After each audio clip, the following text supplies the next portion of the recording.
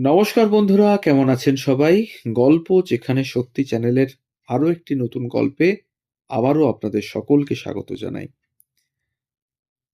2020 সালে কলকাতার স্বনামধন্য চিকিৎসা প্রতিষ্ঠান doctor R Ahmed dental college and হসপিটালের শতবর্ষ ছিল। দেশের প্রথম দন্ত চিকিৎসার প্রতিষ্ঠান এটি।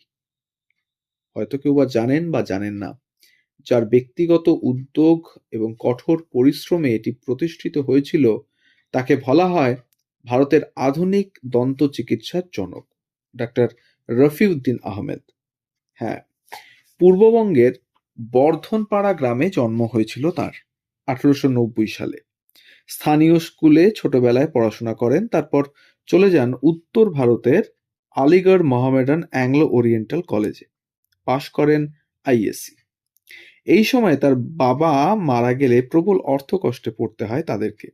কিন্তু রফিউদ্দিন থেমে থাকার মানুষ একদমই ছিলেন না। জাহাজ কোম্পানিতে চাকরি নিয়ে প্রথমে ইংল্যান্ড এবং তারপরে মার্কিন যুক্তরাষ্ট্রে পাড়ি দেন। নিজের রোজগারের টাকায় ভর্তি হন আইওয়া বিশ্ববিদ্যালয়ে। তার অসাধারণ মেধা দৃষ্টি আকর্ষণ করেছিল শিক্ষকদের। 1915 সালে দন্ত চিকিৎসায় ডিগ্রি লাভ করেন তিনি। বস্টনের ফোর্সেথ ডেন্টাল ইনফার্মারি ফর চিলড্রেন নামের প্রতিষ্ঠানে শুরু করেন প্র্যাকটিস। যদিও ডক্টর রফিউদ্দিনের মন পড়েছিল স্বদেশে। প্রথম বিশ্বযুদ্ধ শেষ হলে 1919 সালে কলকাতায় চলে আসেন তিনি। আধুনিক পদ্ধতিতে মানুষের দাঁতের চিকিৎসা করতে থাকেন। 1920 সালে নিউ ইয়র্ক সোডা ফাউন্ডেশনের সহায়তায় গড়ে তোলেন ক্যালকাটা ডেন্টাল কলেজ। অধ্যক্ষের পদ অলংকৃত করেন নিজেই। পরে সরকার এই কলেজের দায়িত্ব নেয়। 1925 সালে ইন্ডিয়ান ডেন্টাল জার্নাল তার হাত ধরেই শুরু করেন। 1928 সালে প্রকাশিত হয় তার লেখা বিখ্যাত বই হ্যান্ডবুক অফ অপারেটিভ ডেন্টিস্ট্রি। ভারতের ডেন্টাল কাউন্সিলের প্রথম সভাপতির দায়িত্বও পালন করেছেন ডক্টর রফিউদ্দিন। কথিত আছে রবীন্দ্রনাথ ঠাকুর তাঁর কাছেই দাঁতের চিকিৎসা করাতেন। একে অপরকে চিঠিও লিখতেন। সেখান থেকেই জানা যায় কবিগুরুর জন্য একটি নকল দাঁত বানিয়ে দিয়েছিলেন ডক্টর রফিউদ্দিন, এবং রবি ঠাকুর সেই দাঁত স্বচ্ছন্দেই ছিলেন পড়ে। কলকাতা কর্পোরেশনের নির্বাচিত কাউন্সিলর ছিলেন ডক্টর আহমেদ। দেশ স্বাধীন হওয়ার পর বিধানচন্দ্র রায়ের মন্ত্রিসভায় কৃষি, ত্রাণ এবং পুনর্বাসন মন্ত্রীর দায়িত্ব পালন করেন তিনি। দেশ বিদেশ থেকে প্রচুর সম্মাননা লাভ করেছেন। ভারত সরকার তাকে পদ্মভূষণ উপাধি প্রদান করে 1964 সালে।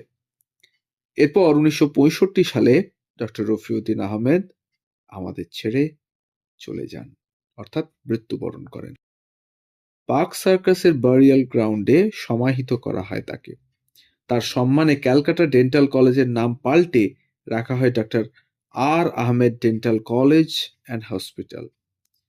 ডক্টর আহমেদের জন্মদিন আগামী 24শে ডিসেম্বর, এবং সেই দিন আমাদের দেশে জাতীয় দন্ত চিকিৎসা দিবস হিসেবে পালন করা হয়। এই ছিল আজকের গল্প, ভারতীয় দন্ত চিকিৎসার জনকের গল্প, ডক্টর আর আহমেদের গল্প। আমাদের গল্প যদি ভালো লাগে তাহলে আমাদের চ্যানেলটিকে সাবস্ক্রাইব করে একটু পাশে থাকবেন। বেল আইকনটিকে প্রেস করে নেবেন যাতে পরবর্তী গল্প খুব তাড়াতাড়ি আপনাদের কাছে পৌঁছে যায় তার জন্য।